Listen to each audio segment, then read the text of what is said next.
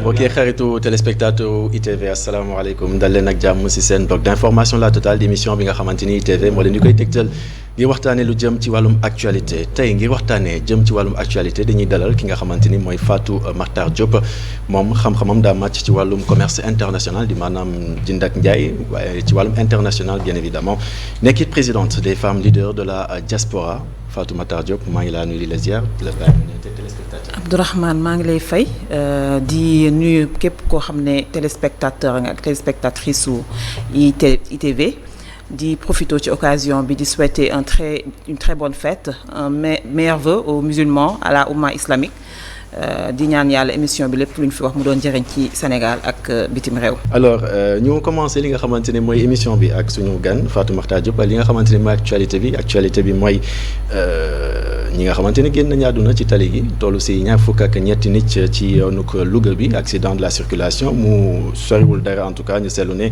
am na ñeenti fukki nit yoo nga xamante ni itam ñàkkoon nañ seen bakken ci 6 kilos sans compter également ñi nga xamante ni ñàkkoon nañ seen bakken ci accident wu sàkkal bi tolloon si ñaar fukk ak ñaari nit muy mbir yoo nga xamante ni mu ngi wéy di am ci réew mi jàngat bi lan la exactement.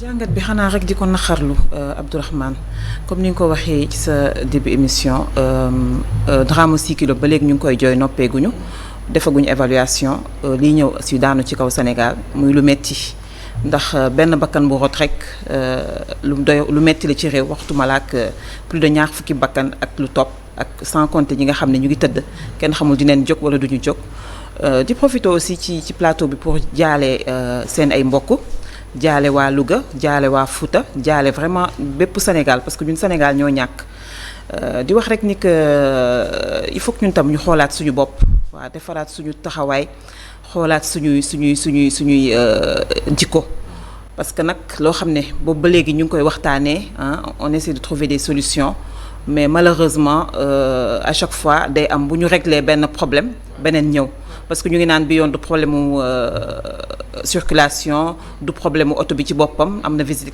technique bu normal mais problème de surcharge la donc surcharge ñun ñoo koy def ñun doomu aadama yi te bakkan dafa sacré il faut kiy dawal xam ne bakkan dafa sacré ñiy dugg ci oto yi xam ne aussi bakkan dafa sacré man du ma dugg ci oto boo xam ne vraiment respecté wul mesure norme de sécurité yi nga xam ne moom moo wax ci voyage du ma ko def donc képp kuy dugg tam ci oto war nga sóoraale loolu moo tax daal déjà ci citoyen la ñun la suñu faute la parce que kiy dawal sénégalais la ñi ciy dugg ay sénégalais lañu ñu ñee ci yoon bi ay sénégalais lañu ñu dugal bagage ay sénégalais lañu te ñiy dugal bagage yi xam nañ ni que oto bi fees na dépassé na li mu war a jël moo tax daal pour man daal il faut que ñu xoolaat suñu bopp xoolaat suñu taxawaay xam ne daal bakkan doomu aadama daal lu sacré la daal lu ñuy fowee. et pourtant gouvernement bi jëloon ay mesures toll si ñaar fukk ak ñaari mesures yoo nga xamante ne jël na ko si surcharge boobu nga xamante ne tudd nga ko en tout cas bokkoon na ci également ak yeneen yoo nga xamante ne en tout cas mën nañ ko citer bu ma ci mën a citer bokk na ci plombage des compteurs de vitesse de véhicules 90 km/h loolee tamit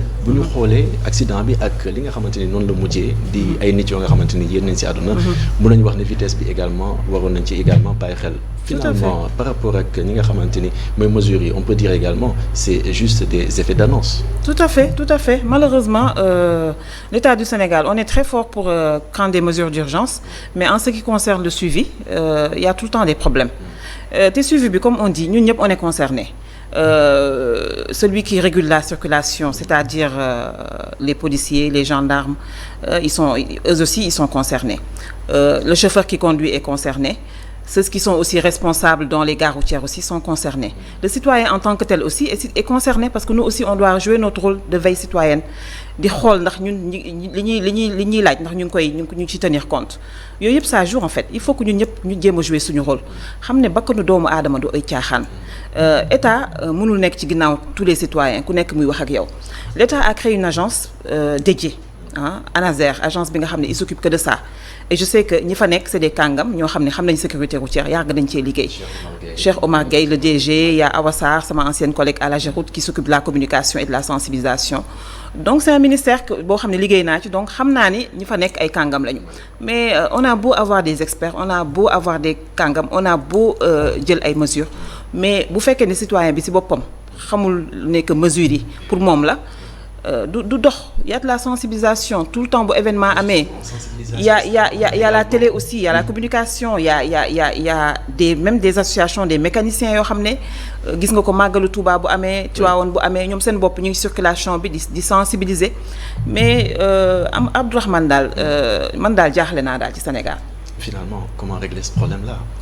Enfin, comment régler ce problème-là? Donc, Sénégal, on a un problème d'éducation. On a un problème d'éducation. Malheureusement, moi, je crois qu'il faut qu'on nous rééduque. Ouais, il faut qu'on nous rééduque et ça doit commencer à la base, dans les écoles, dans les maisons, dans les quartiers. Moi, je crois que chacun doit jouer son rôle. Il faut que nous disions tant qu'on n'est pas éduqué, tant qu'on n'est pas des citoyens. Il faut qu'on soit non seulement des citoyens, mais des citoyens responsables et avertis. Il faut que effectivement, il faut que les gens soient conscients. Oui. Voilà, il faut qu'ils soient conscients que réew du fo, doomu bakkanu aadama du fo. Ku nekk jël say responsabilités. Parce que tam lii mënul wéy. Alors beneen mesure boo nga xamante ne gouvernement bi jëlati na ko moo jëm ci wàllum mbëkk mi di maanaam migration irrégulière tey si suba si ñu dégg ki nga xamante ni mooy jëwriñ ñu dénk wàllum biir réew mi Antoine Félix Diome di xam ne ni am na benn stratégie nationale de lutte contre la migration irrégulière boo nga xamante ne fas yéene nañ ko lancer bien sûr un plan décennal jëm ci mbir moomu noonu déjà sa jàngat jëm ci mbir moomu noonu lan la balaa ñoo xuus ci mbir mi. Un plan décennal, encore des plans. Ouais. On va dire encore des plans. Moi, j'ai eu la chance de travailler dans la migration comme actrice. Donc, c'est un domaine que je maîtrise. Voilà, j'ai eu la chance d'avoir vécu à l'étranger pendant 26 ans, dans les associations, beaucoup d'associations de migrants sur l'international. Donc, je sais que cette problématique, ça fait des années qu'on en parle et amul fi tegul comme Diego pour pouvoir régler ce problème de migration. C'est quelque chose vraiment qui a existé depuis la nuit des temps et ça n'arrêtera jamais. Tous les citoyens ont droit à la mobilité. Ku mu neex jël sa sac de voyage tukki dem fu la neex parce que àdduna dafa toll foo xam ne même ci alxuraan wax nañ ko demal nga wuti xam-xam ba Chine. Donc xam-xam foo ko mënti jëli jee migration les jeunes ils partent pas seulement parce que dañu bëgg avoir des lendemains meilleurs. Il y a certains qui ont choisi de partir parce qu'ils ont envie de partir, ils veulent plus rester dans ce pays, ils ont envie de découvrir autre chose. Il y en a qui veulent partir pour jàngi xam-xam pour wuti xam-xam. Donc xam naa après on va en débattre parce que c'est un sujet vraiment boo xam ne mun ñu ko tënk en quelques secondes donc voilà. Alors dañuy dem seetaani journal 18h45. Tout à fait. dellu si waat ci plateau bloc d'information La Totale wéyal waxtaan wi ak suñu gan Fatou Makhtar Diop ci kanam tuuti kon gannaaw xibaaru 18h45 yi. mbokki xarit yi yegg si waat leen ak jàmm si seen bloc d'information La Totale yegg si leen si seen ñaareelu partie kon seen bloc d'information La Totale ñuy dalal Fatou Makhtar Diop nekk présidente des femmes leaders de la diaspora nekk it ko nga xamante ni xam-xamam màcc na ci wàllum commerce international. Alors Fatou Makhtar dañuy wéyal waxtaan wi ak li nga xamante ni moom lañ doon waxtaanee sànq tout à l'heure par rapport ak mesures yi nga xamante ni gouvernement bi jël na ko jëm ci migration irrégulière daanaka 5 axes la mesure boobu nga xamante ne expliqué naa la ko tout à l'heure di stratégie nationale de lutte contre la migration irrégulière 5 axes yi bokk na ci prévention gestion des frontières répression des trafiquants protection des migrants retour et réinsertion des migrants irréguliers au Sénégal sa appréciation ci mbir moomu lan la exactement. Enfin, sama appréciation, je crois qu'avant ñuy tëj émission bi on en a un peu débattu. Oui. Et pour te dire que ñun en tant qu'actrice dans le domaine de la migration, on a beaucoup fait, on a beaucoup réfléchi, on a pas mal pris des mesures. Il y a pas mal de choses qui ont été faites avec les directions générales yi nga xam ne jàll dañ fi avec Sori Kaba. Ouais. Je me rappelle on avait signé une convention avec l'association des femmes leaders issues de la diaspora pour effectivement accompagner les migrantes yi nga xam ne dañu bëgg ñibbisi ak ñi nga xam dañu nekk dans les pays d'accueil aspirer à revenir au Sénégal. Donc juste pour te dire que amul lu ñu fi def loo xam ne defuñu ko woon mais chaque contexte dafay am lu bees lay yokk d'accord na réflexion dafa war a continuer mais moi je crois que il faut que ñu gën a xool cause bi fi mu jógee c'est bien de prendre des mesures mais te mesures aussi Abdourahmane pour man on doit pas les prendre waruñu am benn stratégie nationale parce que migration c'est très transversal. Je peux dire que tous les ministères interviennent, le ministère de l'Intérieur, le ministère de l'Entrepreneuriat, le ministère de la Jeunesse, le ministère de l'Emploi, le ministère de l'Agriculture. tous ces ministères-là sont concernés donc c'est une question vraiment très transversale. ba pare bu li nga wax àndoo ak stratégie nationale bi nga xamante ni gouvernement non pour man mënuñu teg stratégie nationale. parce que fi àdduna toll. on parle de mondialisation. Oui. et nous sommes entourés de pays frontaliers yoo xam ne ñoom tam. dafa am migration boo xam ne dañuy jóge seen dëkk yi di ñëw Sénégal. di fi déparé parce que ñi fi déparé c'est pas seulement des Sénégalais. te la plupart du temps migration ñi ñu ko xamal. ñiy jël ndox mi généralement mooy ñi nga xam ne dañu xam ndox généralement c'est eux qui les organisent. ay zones yi nga xam ne zone ay Kayar la. ay Thiaroye ay Ndar. ay Rosso côté Mauritanie bi. donc c'est des zones yoo xam ne c'est connu que gaal yi dafay am c'est des zones de départ. D'accord. donc pour man il faut que ñu régler déjà le problème de fond. xool fi nga xam ne fa la migrants yi di jóge et boole ci mu nekk benn stratégie sous-régionale on ne peut pas faire benn stratégie nationale sans tenir compte de la sous-région. waa Guinée dañ fiy ñëw. Guinée Bissau dañ fiy ñëw. Guinée Conakry dañ fiy ñëw. waa Mali dañ fiy ñëw. waa Gambie dañ fiy ñëw. ñëpp dañ fiy ñëw jóge ci sous-région yi di déparé Sénégal. di fay di dem. avant comme ni ma la ko waxee pêcheurs yi ñoo ko doon organiser parce que ñoom xamoon nañu yoon bi tàmmoon nañ dem di nappi. dem ba ay Espagne îles Canaries di fa napp donc dañu xam yoon yi tàmm yoon yi. ñu nekk léegi jamonoy GPRS donc avant c'était pas risqué. mais comme dafa nekk loo xam ne dafa am xaalis bu bëri bu ciy génn. léegi dafa am ñeneen ñu ci rax y a même des étrangers qui quittent des pays pour ñëw Sénégal nekk ay passeurs. loolu état du Sénégal xam na ko. D'accord. loolu liggéeyoon nañ ci ak à l'époque quand Sori Kaba était directeur général defoon nañ ci un travail de fond ba commencé xool nu ñuy defee benn stratégie sous-régionale. pour te dire que affaire bi avancé woon na. stratégie sous-régionale. mi ngi doon nekk seen xalaat yéen bi ngeen nekkee foofu noonu. mais finalement aujourd'hui quand on voit une stratégie nationale de lutte contre la migration irrégulière aujourd'hui est-ce qu'on peut dire par exemple que le gouvernement se cherche toujours? Pour man vraiment le gouvernement se cherche ba léegi ils n'ont pas trouvé la solution. parce que ñëwaat naan stratégie nationale fii amul lu ñu fi waxul amul lu ñu fi tegul comme jéego. amul solution bu ñu tegul. Maintenant le problème Abdourahmane comme dans tous les secteurs au Sénégal. C'est un problème de suivi et évaluation. D'accord. Parce qu'on a beau teg on a parlé de milliards que l'Union européenne a mis sur les enveloppes de la caisse de l'État du Sénégal pour accompagner les migrants de retour. Pour accompagner aussi zones yooyu yi nga xam ne ay zones de départ la nu ñuy def ba retenir seen jeunes yi ci zones yooyu ñu bañ a émigrer ji. Mais il y a pas eu d'évaluation. xam nga ay wax amoon na fi même ndeysaan sama xarit Boubacar Seye président Horizon Sans Frontières s'est fait emprisonner pour ça. Parce qu'il avait demandé à l'État de rendre compte où se trouvent ces sous-là. Après, il a eu des problèmes, mais c'est son plein droit. C'est quelqu'un qui travaille dans la migration et il y a yoon la aussi mu poser des questionnements parce que moom il travaille avec l'Union européenne. D'accord. Donc bu waxee génnee ay chiffres ne effectivement il y a eu financement, il y a eu accompagnement, mais l'État dafa war a am prérogative évaluer et puis def suivi et puis rendre compte. Donc aujourd'hui bu ñu xoolee bu baax ça veut dire que état li nga xamante ni war na ko def par rapport au suivi évaluation bi également ça pose problème. Mais bu ñu taxawee également ci li nga xamante ni moo war gone yi di dem di jël gaal yi di dem foofee nga xamante ni moo di ci extérieur ñu bëri wàllum emploi la ñuy wax est-ce que wàllum emploi kese la. Non, déjà, si on te dit qu'au Sénégal, il y a 285 000 demandeurs d'emploi, chiffre boo xam ne ANSD moo ko joxe récemment.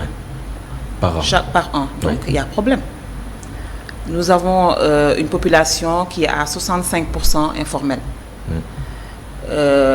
D'après aussi ANSD, il y a 400 et quelques mille Sénégalais qui travaillent dans le secteur informel, mais formel recensé. Loolu Amadou ça pose problème Abdourahmane. Un pays boobu ba léegi on parle d'économie informelle. Il y a problème.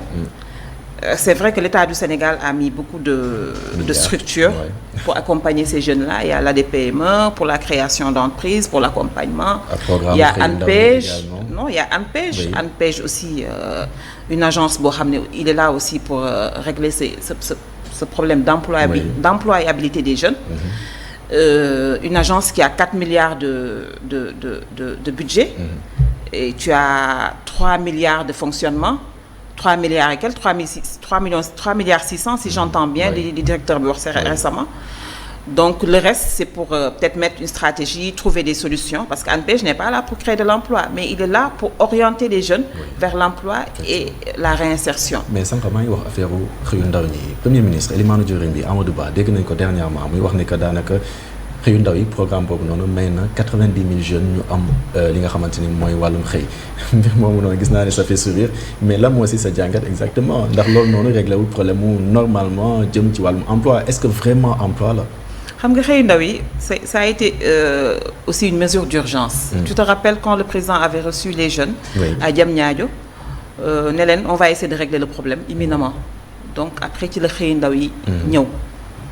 Donc ça concerne plusieurs programmes dont le programme bi nga xam man fa lay liggéey Promoville mais pour man ça a été créé pour régler des urgences régler des urgences comme d'habitude ça va être des SMIC les jeunes peut-être vont toucher entre 45 000 100 000 francs mais encore une fois moi c'est pas la solution selon c'est vous. pas la solution parce que c'est des emplois précaires. D'accord. C'est juste pour un temps tu habitues un jeune à avoir un petit montant avec lui mais c'est ce montant Abdourahmane ngay jeune yow bëgg nga takk jabar bëgg nga dund correctement bëgg nga fay loyer mais le montant là qu'on leur paye peut-être comme la bourse de sécurité familiale c'est des gens peut-être qui n'ont jamais touché des sous mais au moins man boo may dimbalee ma loo xam ne au moins su ma ko jotee dinaa ci mën a faj sama soxla. D'accord. Mais jox la loo xam ne yow mënoo cee faj soxla. mënoo économiser mënoo dund mënoo fay loyer pour man c'est on ne peut pas considérer ça comme un emploi. À la place gouvernement bi lan la waroon def exactement ngir jëlee fii ndaw ñi nga xamante ni tout à l'heure wax nga ko 80 000 jeunes. yoo nga xamante ni que ñu ngi ci marché emploi bi chaque année. On a la chance d'être un pays qui va être bientôt nekk un pays de pétrole et de gaz. 0,5% des réserves mondiales de gaz moom la ñu am moom la Sénégal am. Donc on va exploiter peut-être dans un an. On avait dit dans un an mais ñu ngi waxaat ne day changer. ñu ngi naan 2024 la ñu waxoon léegi ñu ngi naan 2025. waaw mais l'État dafa war a def planification. xool on a parlé d'employabilité tout à l'heure. L'État doit faire une planification. Non seulement le secteur du pétrole ça peut créer des emplois mais la chaîne de valeur va créer des emplois. Chaîne de valeur boobu nañu ko étudier maintenant xool yan façon emploi lay créer. ñaata emploi la nar a créer ñu anticiper avant muy ñëw avant 2024 ñu identifier ay jeunes yoo xam ne. Même bu ñu amulee capacité bi sur un truc national on peut faire un appel à candidature nationale. mais Fatoumata Diop li ngay wax nii c'est important mais quand même si on regarde un peu li nga xamante ne mooy taux d'analphabétisme bi nga xamante ne ñu ngi koy xool ci 55% mbir moomu noonu ngir ñu yegg ci dina compliqué. waaw ñu egg dina compliqué déjà analphabétisme boobu Abdourahmane. Oui. Sénégal on considère les gens yi nga xam ne dañu def daara comme des analphabètes. Pour ñoom bu ñuy def seen recensement ku jàngul tubaab. dañ lay considérer comme analphabète. ku mënul bind tubaab mënoo ko lire analphabète nga. D'accord. Parce que Sénégal actuellement ñëpp a ngi dem daara. et man mun naa ni sax ñiy dem daara ñoo ëpp ñi nga xam ne dañuy jàngi école. souvent dañuy jàng daara ba wàcc soog a dem jàngi école. mais au moins dañuy lire dañuy bind. Ces gens-là il faut qu'on les prenne en compte. Parce qu'il y a combien de daara au Sénégal c'est devenu maintenant une mode. Il y a des internats partout même à Dakar. Tu vois des internats dañuy jàng arabe. di jàng alxuraan di jàng méngale pétrole ak gaz bi nga xamante ni nar nañ ko exploiter ak loolee nga xamante ni mooy alphabétisation bi nga xamante ni war nañ ko gën a yokk xëy na ndax 55% taux d'analphabétisme c'est quand même. Ouais, mais il y a des métiers yoo xam ne Abdourahmane tu n'as même pas besoin de lire et d'écrire. Ah oui. Parce que la chaîne de valeur même gardien. Oui. Garder des trucs pétroliers. am na tuuti xam-xam bu mu laaj. Ils vont pas prendre n'importe qui parce qu'il y a des mesures de sécurité il y a des mesures d'hygiène. loolu même boo jàngulee école mun nañ la ko jàngal. il suffit nga am base. Comme je t'ai dit, c'est une formation. D'accord. C'est une formation. Il faut juste planifier xool dans 2 ans yan emploi la Sénégal di soxla. Parce que bu ñu ko amulee fii dañu koy jëlee à l'étranger. Pour man état ci loolu la war a def. L'état doit planifier. Employabilité bu nekk une réalité mu bañ nekk seulement des comment on appelle ça des slogans politiques. Voilà il faut que mu nekk réalité ñu xam exactement on a fait un recensement récemment il faut que ce recensement là qu'on l'exploite. ñu xam jeunes yi nga xam ne dañuy dem yan jeunes lañu. fan la ñu nekk. ñu jéem a xool lu ñu leen di récupérer. D'accord. Et puis dem boobu aussi Abdourahmane il faut que ñu kii ko aussi ñu jàngat ko. xale itam dañu wax di dem comme tout à l'heure wax naa la ko. dem bi du rek dem dama am envie dem mais xale day toll foo xam dafay jàngi xam-xam. day dem xooli leneen. par la voie légale même par la voie légale. mais par la voie légale l'État du Sénégal peut signer des conventions avec ces États-là. ay États yu mel ni Allemagne États yu mel ni Espagne Italie. mais c'est des États yoo xam dañuy manquer main d'œuvre sur certaines ci yenn kii yi. pourquoi c'est si compliqué aujourd'hui ndaw ñi war a mën a tukki ngir wutali ji foofee ca tugal. affaire bi lan moo tax mu compliqué à ce point. non mais loolu yow Amadou même yow mi en tant que Sénégalais journaliste tu as un problème pour aller demander un visa. man mi en tant que cadre dans une structure. c'est pas facile d'avoir un visa. déjà on te demande des papiers ak yu dul jeex. les rendez-vous. c'est payant balaa ngay am rendez-vous actuellement nii même pour dem France. nga feebar c'est un problème. waxatuma la ak ndaw bi nga xam ne xamul dara amul benn orientation xamul fi muy jaar. boo ko naree compliquer affaire yi day dem seeti koo xam day jaay visa 3 millions wala 5 millions mu jox ko 5 millions am toog xaar moom mu defal ko kayit. wutal ko visa mu dem. et loolu bu fekkee ne woon jaarale nañ ko yoon non seulement l'État du Sénégal y gagnerait et puis nos États là il faut que tam ñu jël suñu jeunes yi au sérieux. mais secteur privé bi également ak administration sénégalaise bien entendu maa ngi lire benn texte boo nga xamante ni yaa ngi ciy lire yaa ngi ciy bind plutôt Abdoulaye Wade da doon privilégié li nga xamante ni mooy fidélité ki nga xam Mbaye da doon. xoolal maa ngi bëgg a wax ni yaa ngi bind. Abdoulaye Wade ki nga xamante ne en tout cas moo fi nekkoon jiitu réew ay jamono bala Macky Sall di ñëw bien sûr moom da doon privilégier fidélité au détriment bien sûr du mérite mbir moomu noonu lan nga bëgg a wax exactement. enfin Abdoulaye Wade c'est un fin politicien. même ci kii bi ci article bind naa ni que Abdoulaye Wade mooy politicien homme politique bi waxoon ni.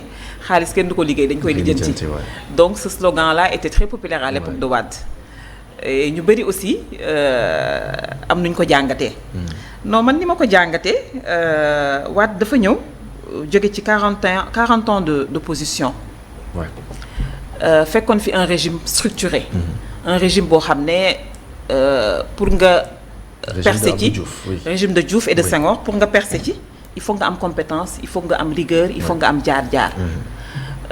Wade a eu du mal à avoir les meilleurs hommes du Sénégal parce que à l'époque ku nekk ci Wade rek tu perds ton boulot ce qui fait que les hauts fonctionnaires les hommes compétents ñëpp ils militaient pas dans le parti de Wade. Cette page est-ce qu'elle est tournée aujourd'hui?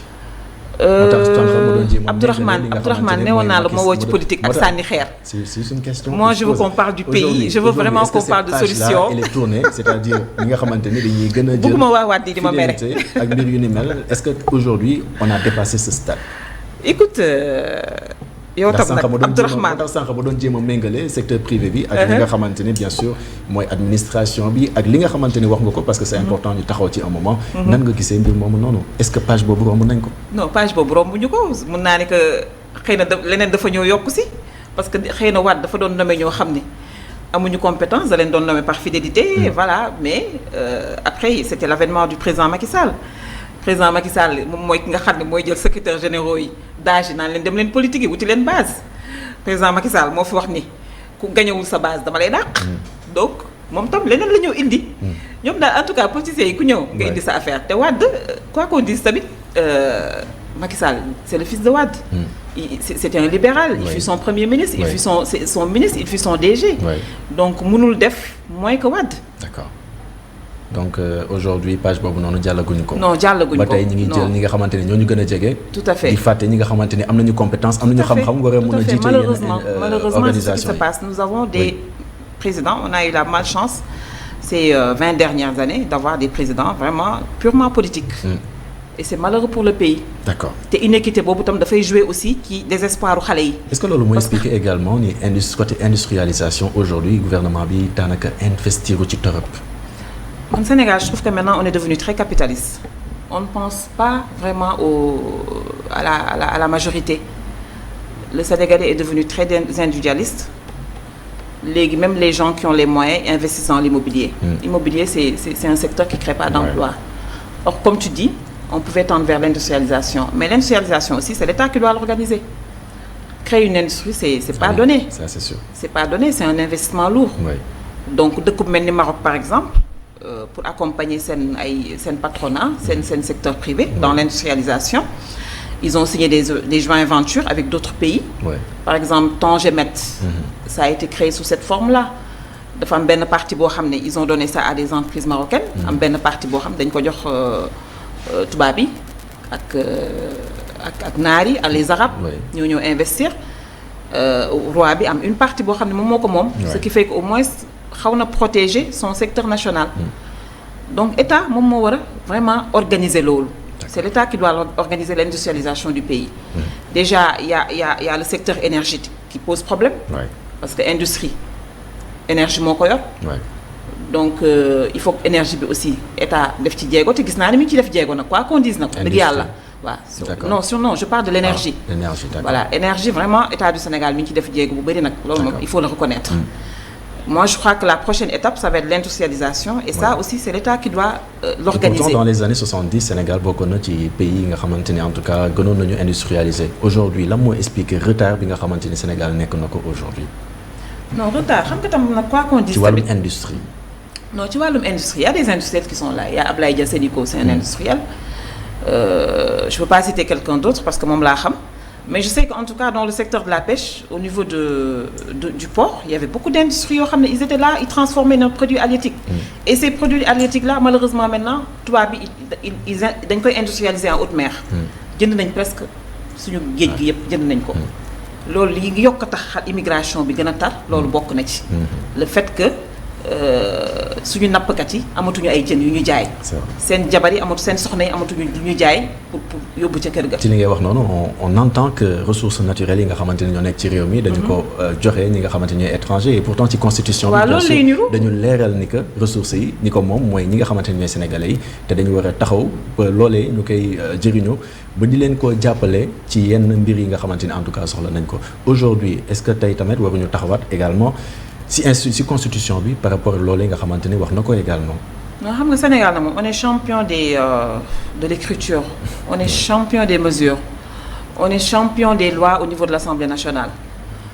Tu te rappelles il y a la loi sur les sachets plastiques. te ba léegi on le déplore. Les sachets sont encore chez les boutiquiers. man sama combat la bokkoon ñu ngi koy jaay ci mbedd yi ñu ngi koy sànni ci mbedd yi. On est vraiment champion ci ay projet de loi mais malheureusement on a un problème de suivi évaluation. C'est ça le problème du Sénégal. D'accord. On ne suit pas, on n'évalue pas et on ne sanctionne pas. D'accord. Ça c'est un problème. Alors loolu dama bëgg également ñu def benn pause bu ndaw seetaanaat également li nga xamante ne mooy journal 19h45 bi ce sera en français dellu si waat encore ci plateau bloc d'information La Totale pour la troisième partie ngir wéyal waxtaan bi ak moom à tout à l'heure.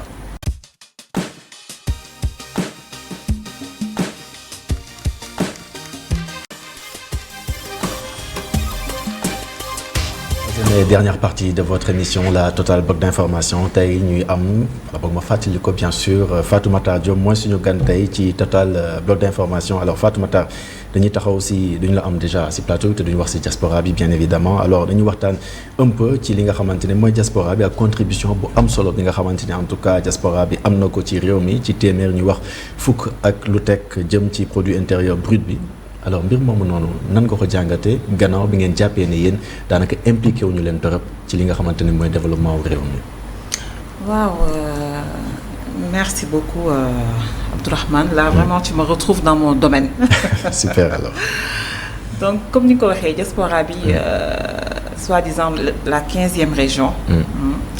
ni nga ko expliqué aussi au départ il contribue à hauteur de. Presque 11% du PIB. Effectivement. Et ça dépasse l'aide au développement.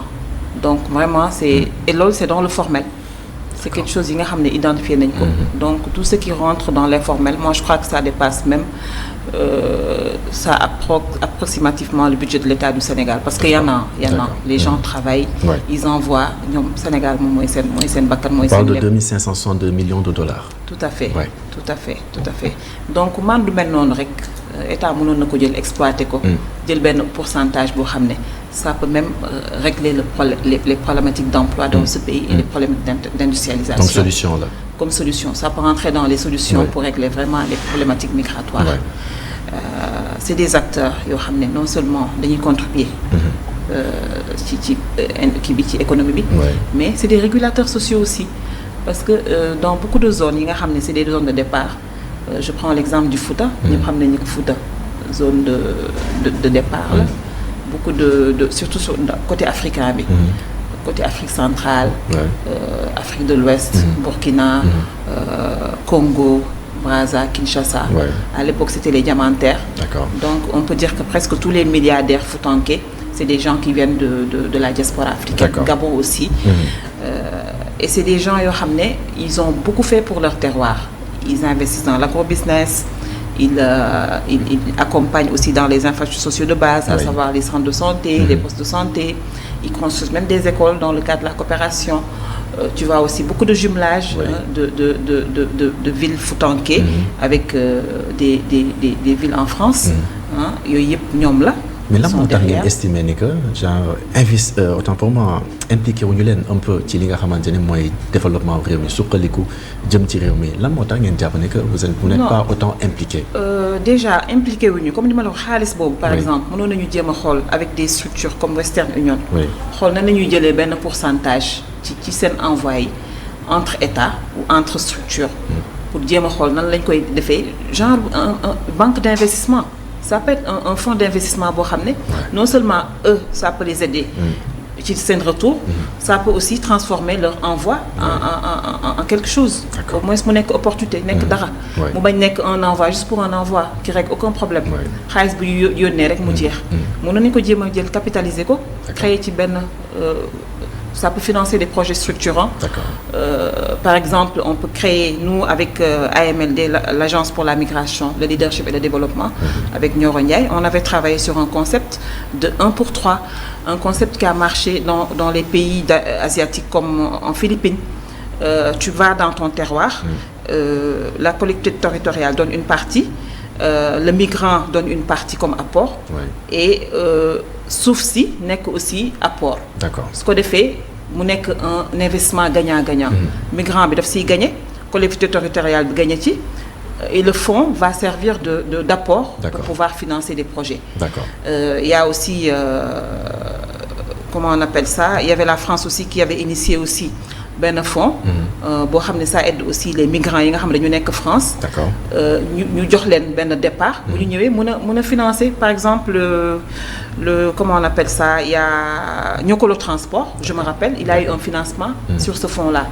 Fonds boo xam ne c'est la France qui a mis ça pour ces migrants yi nga xam ne dañu nekk France am des projets d'investissement. Donc aujourd'hui donc moi je crois qu'il faut qu'on les considère comme des acteurs économiques, pas de les considérer pas seulement des gens qui apportent de l'argent, qui règlent des problèmes sociaux, mais nous considérons les comme des acteurs.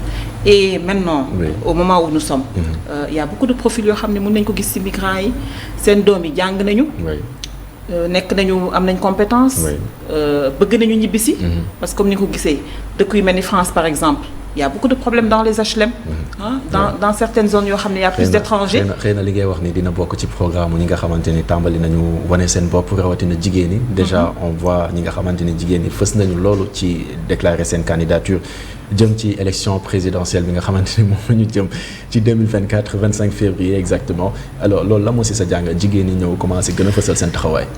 di ko rafetlu. Vraiment di rafetlu di tàccu ndax wax dëgg yàlla jot na jigéen ñi dëggal seen bopp. su ma gisee une jeune femme comme Anta Babacar qui a pris son courage dire que dafa bëgg jël réew mi, il faut avoir du courage pour le faire, donc il faut que ñu tàccu leen, il faut que Anta Babacar encourager des femmes qui sont comme elle, parce que jot na nag yenn profil yi investir langue politique bi. Politique bi warul nekk vraiment benn comment on a monopole boo xam ne monopole d'un groupe qu'ils étaient là depuis la période socialiste. Mais est-ce que war nañu tamit soog di seetaan ku ci nekk ku jug rek ñëw ne dama man candidat la ci élection présidentielle yi quand même? Non, pour les femmes, vous voulez que non. Après, côté homme, peut-être sur. Moi, je ne sais même pas, il y a combien de candidatures. Peut-être on a une centaine, hein?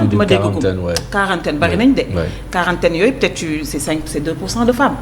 Donc, moi, je me dis que Mimi Touré, Anta Babacar, Aïda Mbodj, et Rose Wardini. Rose Wardini, il y a aussi une certaine Sabara. Donc, elles sont que 5. Donc, il faut que les femmes viennent. Moi, je les encourage à venir, à postuler. Et Fatoumata Fatoumata Diop, par exemple. Est-ce que moom dafa nar a bokk ci élection présidentielle yi ñu jëm? Fatoumata, on ne sait jamais, pourquoi pas. Ni Anta amee fit xëy na man tam war naa mën a jël sama fit tax ko man tamit ñëw laaj réew mi. parce que laaj réew. mën nañu ko xaar. mën nañu xaar fii ak.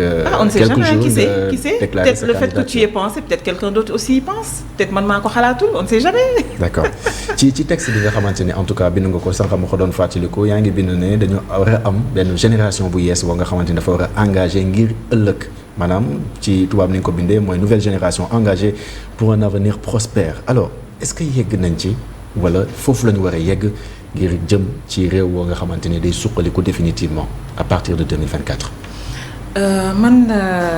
Je suis très optimiste man je fais partie vraiment des peut-être damay rêver comme ni Ablaye Wade doon rêver rek.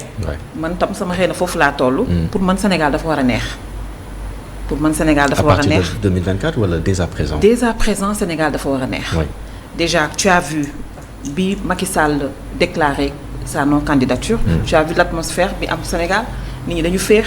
respirer loolu ça montre que les gens en ont marre de la politique politicienne nit ñi dañu bëgg a dund dañu bëgg a xappi comme ni ko xale yi le terme xappi. nit ñi bëggatuñu stress. dañu bëgg dund vraiment dans un environnement bien et sain. D'accord.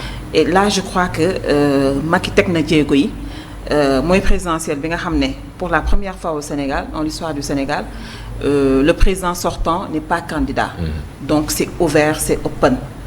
Tout Sénégalais peut aspirer à diriger ce pays. Mais c'est ouvert am na ñoo xamante ne aujourd'hui ñoom daanaka seen candidature leeragul en l'occurrence monsieur Ousmane Sonko par exemple mais loolu ndax am nga ci sa xalaat waxu politique la awma ci sama xalaat parce que waxu politique la ils se sont organisés politiquement ba affaire bi àgg fi mu àgg tey donc ils n'ont qu'à prendre leur responsabilité politique ba dénouer atmosphère parce que ñu Sénégal foofu lañ toll en fait on a vraiment que ñu dénouer atmosphère bi comme je t'ai dit tout à l'heure 0,5% des réserves pétrole yu ne ci àdduna bi ñun ñoo ko détenir donc yàlla am na lu mu ñu baaxee on a les ressources humaines qu'il faut on a la jeunesse am nañu xale l'atmosphère aussi de l'investissement est ouverte parce que Sénégal mooy dëkk bi nga xam ne chaque jour avions yi dañuy fees hôtels yi dañuy fees donc l'économie marche soo demee Auchan dafay fees bu fête amee d'accord boo demee ci tali bi embouteillage bi mi ngi fees donc ce qui veut dire que Sénégal mi ngi yëngatu. D'accord. li ñu soxla rek mooy que l'État crée vraiment un très bon cadre. D'accord.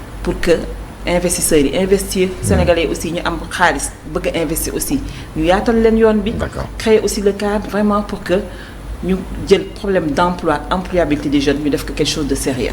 2024 la mooy si sa xaarandi dernière question la mooy sa xaarandi ci élection bi nga xamante ni moom la ñu jëm ci 2024 di élection présidentielle comme ni nga ko waxee élection boo nga xamante ni dañuy tànn mais du ñu jëlee ki nga xamante ne moo fi nekk. waaw comme je l'ai dit dans mon article on a l'habitude de déchoir. du ñu fal. mais pour une fois dans l'histoire du Sénégal on nous donne l'opportunité vraiment ñu fal. moo tax koo xam ne xalaat nga ni mën nga jël réew mi am nga moyen.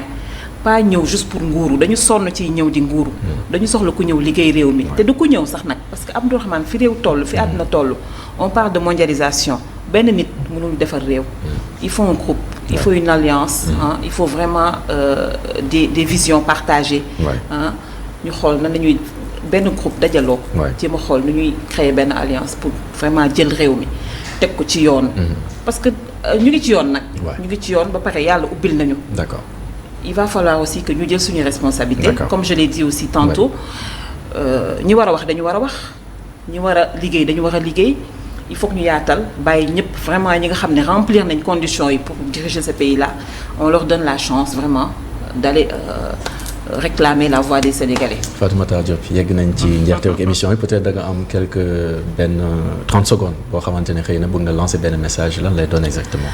Enfin tout à l'heure je t'ai dit que du ma wax waxu politique mais le message que je lance est que vraiment j'appelle le président là pourquoi qu'on dit c'est lui le père de la nation. Évidemment moom réew mi moom la ko yàlla dénk jusqu'en 2024 février 2024 moo fi nekk teg na jéego bu rëy.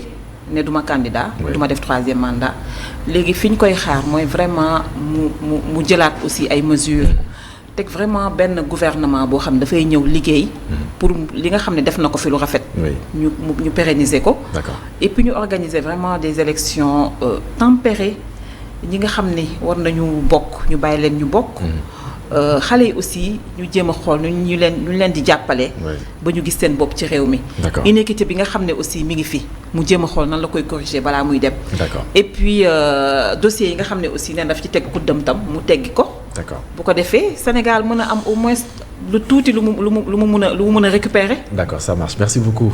madame Fatoumata Diop doon am mbégte doon ko dalal kon ci plateau bloc d'information La Totale nekk spécialiste consultante en commerce international nekkit présidente des femmes leaders de la diaspora fi la ñoo yem kon ci plateau bloc d'information La Totale ma leen di jox dig daje ëllëg incha allah ci beneen bloc d'information La Totale ak beneen invité ngi waxtaane lu jëm ci wàllum actualité bonne fête à toutes et à tous.